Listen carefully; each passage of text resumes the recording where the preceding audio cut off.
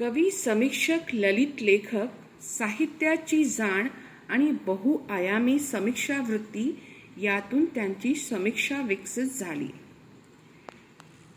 अब इस पाठ के जो लेखक हैं इनका नाम है रा. ग. जाधव।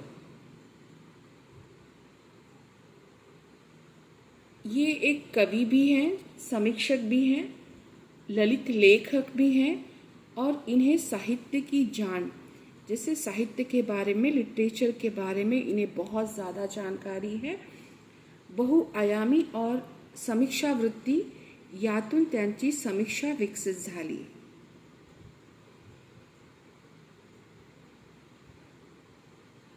व्यापक वाडेमाईन दृष्टिकोन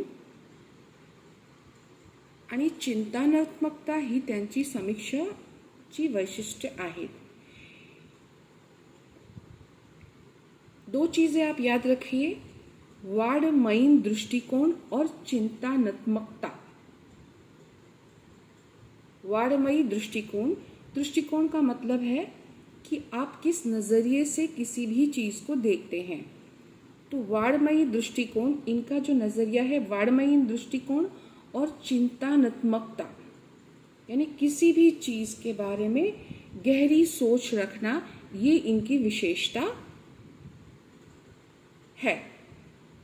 ठीक है, वाडमयी दृष्टिकोण, वाडमयी दृष्टिकोण सोचने की दृष्टिकोण का मतलब है उस नज़रिए से उस चीज़ को देखना, और चिंतनात्मकता का मतलब है गहरी सोच। ये उनकी समीक्षा की वैशिष्ट्य, ये उनका समीक्षा की क्वालिटी थी। तो आप इन दो चीज़ों को याद रखिए, दृष्टिकोण और चिंतनात्मकता। ठीक है, वाडमयी दृष्टिकोण और चिंतनात्मकता, तो ये चीज़ें आप याद रखिए। लेसन है शॉल, लेखक का नाम है रा. ग. जाधव। इनकी क्वालिटी है, ये कवि भी हैं, समीक्षक भी हैं, ललित लेखक भी हैं और लिटरेचर के बारे में इन्हें जानकारी भी है और बहुत सारी क्वालिटीज़ में ये निपुण हैं। तो दो चीज़ें हैं इनका, जो क्वालिटी जो है इनकी, वाडमयी दृष्टिकोण, वाडमयी सोचने का नज़रिया और गहरी सोच, ये इनकी समीक्षा की विशिष्ट क्वालिटी है।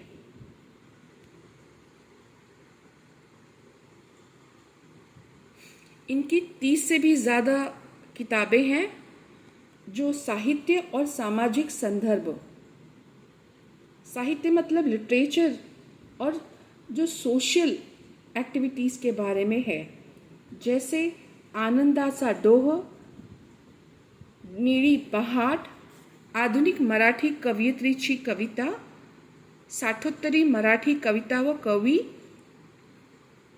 आगळी वेगळी नाटक ही समीक्षात्मक पुस्तकें।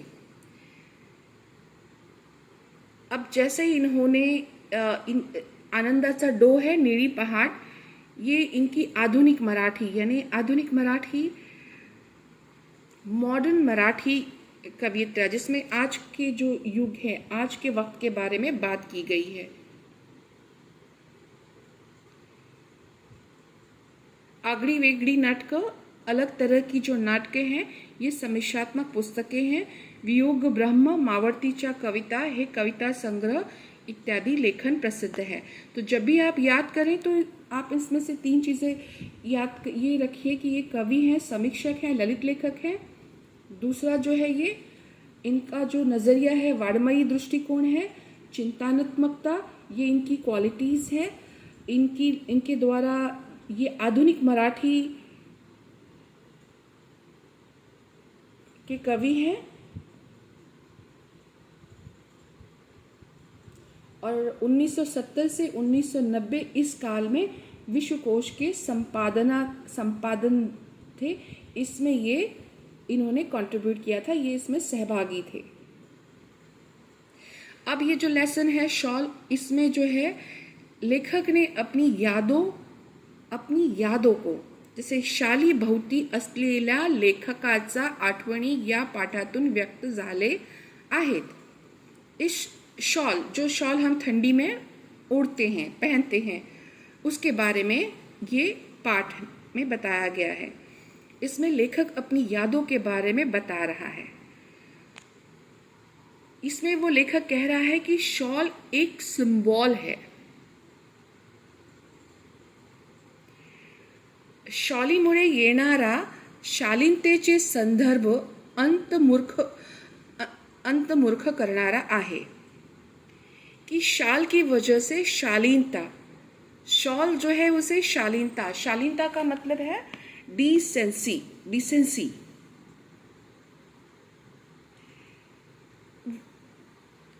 उससे रिलेटेड है।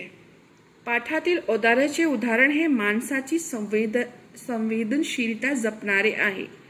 और इस पाठ में उन्होंने एक एग्जाम्पल जो दिया है, जो इंसान की मानसाची संवेदनशीलता, इंसान की जो संवेदनशीलता, सेंसिटिव, कैसे एक इंसान, एक ह्यूमन बीइंग अपने अंदर जो एक सेंसिटिविटी होती है उसे संभाल कर रखता है। किसी एक वस्तू, जैसे एक शॉल है, इसके संदर्भ में उनकी त्यांच्या आठवणीचे मोल महत्त्वाचे असते। उनकी जो यादों का इम्पॉर्टेंस, यादों की जो कीमत है वो बहुत ही इम्पॉर्टेंट होती है। किसी भी निर्जीव, जिसमें कोई जान नहीं है, ऐसी वस्तु को एक ह्यूमन, एक सेंसिटिव, एक इंसानियत की भावना में से याद करना, इसके बाद इसमें उन्हें जो यादें हैं उसमें जो डिफरेंट जो अलग तरीके के प्रसंग हुए हैं त्यांचे मानवी संदर्भ सर्वाधारण महत्त्वाचे ठरतात। और उसके जो ह्यूमन वैल्यू है ये बहुत ही इम्पोर्टेंस होती है।